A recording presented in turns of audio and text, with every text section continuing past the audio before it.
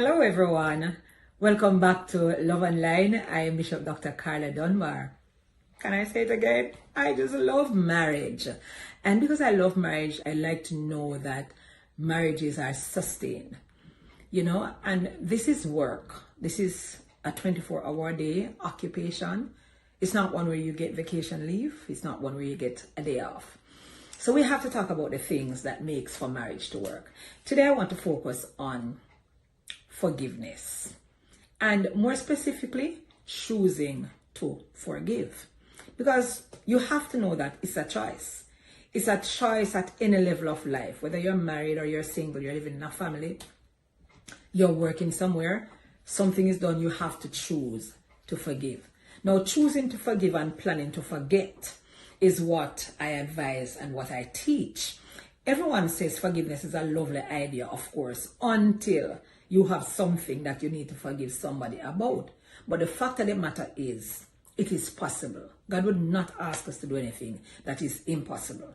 And I know that we have conflict sometimes, and conflict in things that creates resentment and creates hurt and gives pain, and you feel like you can't get past that thing.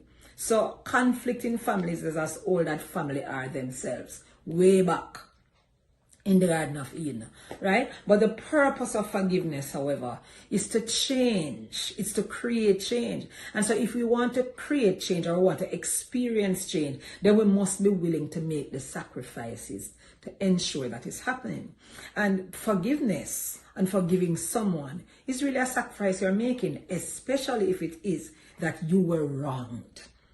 But it's still a choice, and it's still something that you can do. Because I know that pain talks, and so we have to learn to use every moment of irritation and pain and stress as a school of discovery, both about yourself and about the person that you're intended to give. And I know that sometimes hurtful words can be said, and words are pictures, by the way. They are pictures of information and conversation, and so it imparts knowledge. And all of us as human beings, we have that place of hurt somewhere, whether it's in our marriage or in our family or without, you understand, outside. But wherever it is, we need that place where we can forgive and not forget. I won't say forget, but choose to forgive and then plan to forget. Some of us seek to escape the pain of something that has been done to us through, we hide it into something else. We tell ourselves, because I've often heard it, oh yes, I've forgiven them, or I have forgiven him, or I have forgiven her. But way down deep inside, you have not truly forgiven. You try to bury it under work. You try to bury it under alcohol. You try to bury it under some kind of illicit sex. You try to bury it under drugs or even anger. You try to bury it there so that, you believe it's not there. You think it's around there in your subconscious. And so when that behavior or that conduct of somebody triggers you, it comes back to the fore, or it continues to fester and grow and grow. And before you know it, you become that miserable person. But why not take a different approach, especially if you're married?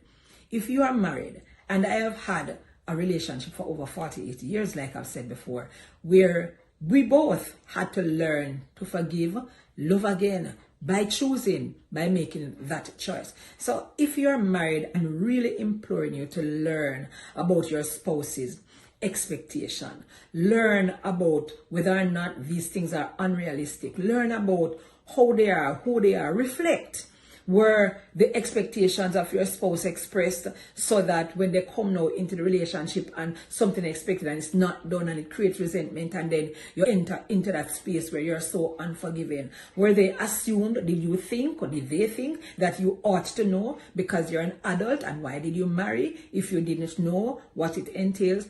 All of these things happen. But I believe that if you take the time to learn, and I've been saying this over and over, take the time to learn about each other, then you'll know how to navigate these little difficult seasons and what they are. Because you see, anger and hurt, they stem from disappointment. And disappointment generally comes from not knowing what was the expectation, and then it happened, right? Why not learn the history too? As I said, you're learning about your spouse. We come into marriages with baggages, All of us carries our past in. Everybody has a story. The story is behind us, but we come with it. So I know where sometimes the disappointment comes from. If you understand what my story was, the history of my disappointment, then oftentimes during the conflicts that we are having and the quarrels and the heated conversations and the memories of probably childhood trauma or whatever it is, abuse or all of that, it resurfaces, but you know how to handle it because of what it is. You know exactly how you can handle that situation because you took the time to find out about it. So if a memory creates pain, the wound is still open and you can now know how to give attention to it and to address it. And perhaps if you're married, you should also learn how to begin again praying for your spouse, because sometimes we stop doing that. And that is exactly what it needs. It needs prayer. Because the action may have been bad and inflicted a wound that seems unforgivable. But when you do further examination of what pertains, it reveals root insecurity. It can reveal something that causes them to feel that they're of some insignificance or even unworthy. You understand? And so these things can foster shame, yes, and reproach, and all of the hurt is built around that. The truth is, we all mess up in our families. We don't listen to each other intently enough, or we miss something about someone that is extremely important to them, or we, us by our selfishness, do something that hurts our spouses. No, it happens, and especially in families. But we have to choose to do the right thing. Forgive each other. Can you imagine what your life would be without your spouse or your family? Because sometimes you think that they're so bad I can do without them. And you can probably say, yeah, it would be so much better. But the truth is, it could be so much worse if you never had them. So you don't live in an abusive relationship. That's not what I'm talking about. You understand? I'm talking about understanding that you are loved even though someone did something, especially in your family, that could have hurt you. If you have been disciplined by a parent, remember that parent cares for you. That's the truth. You understand? If it is that you are free to enjoy life, then you should learn that you should consider yourself very blessed.